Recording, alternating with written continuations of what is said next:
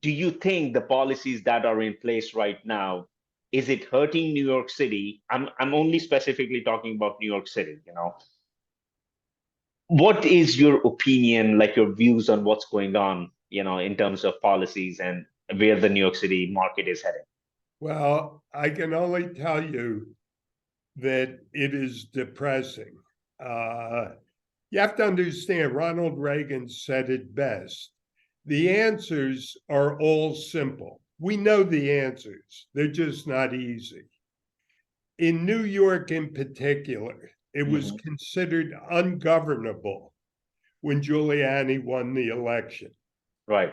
Giuliani applied the broken windows theory on crime, which says go after the small crimes and the big crimes will moderate, they'll come down. Heather McDonald wrote a book, several books, but she points out quite properly that the answer to crime, I mean, obviously the number one biggest answer is broken homes. Right.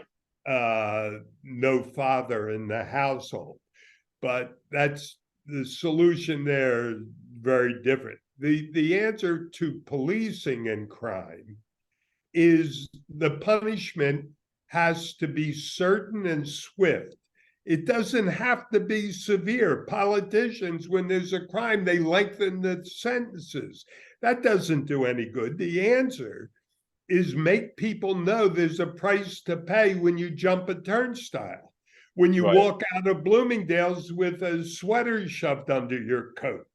It's not that you have to lock them up for 5 years, but they must pay a price. And Giuliani took what was considered an ungovernable city and made it a shining city on the hill. Correct. I mean, the crime rate, the real estate values, the quality of life, there's nothing in New York that did not improve.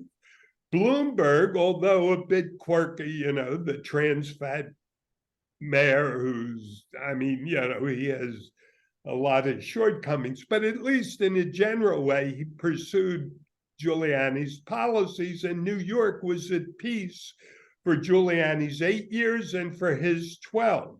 Right. Now, you would think that voters would understand that. Instead, they elect de Blasio, who takes them right back to the bad old days, and you're seeing the result now with crime and with real estate values and with the exodus from New York. But this time, New York, and then Adams, who's no better than de Blasio, you will see it may never recover. All the cultural institutions which were funded by the billionaires, they're going to lose funding. It's all going to Texas, Miami, and the South. Yeah.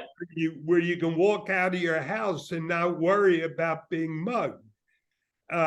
And that money, I mean, if you think about it, New York City, I believe last year lost $21 billion in tax revenue from people who moved out.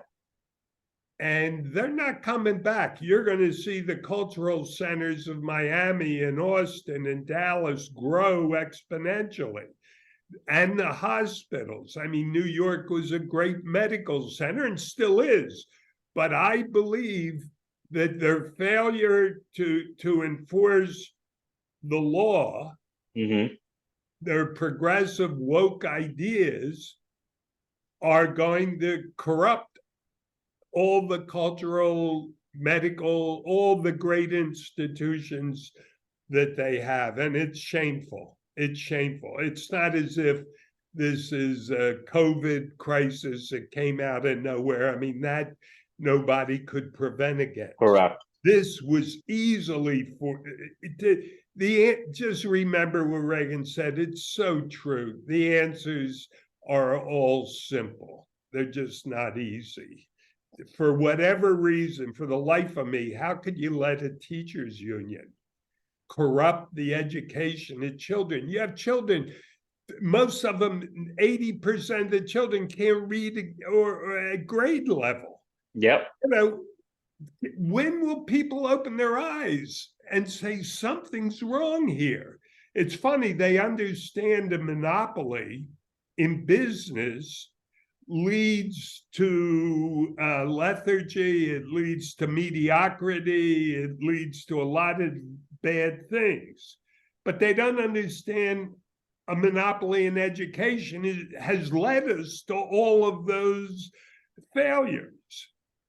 See, also here's the My thing, point is, New York, having seen what happened when Giuliani came, and still going back to the bad old days, says to me there's something alluring about this siren song of a woke or liberal message that just attracts people. And unfortunately, it's like heroin, once they've tasted it, it destroys them. It's very sad.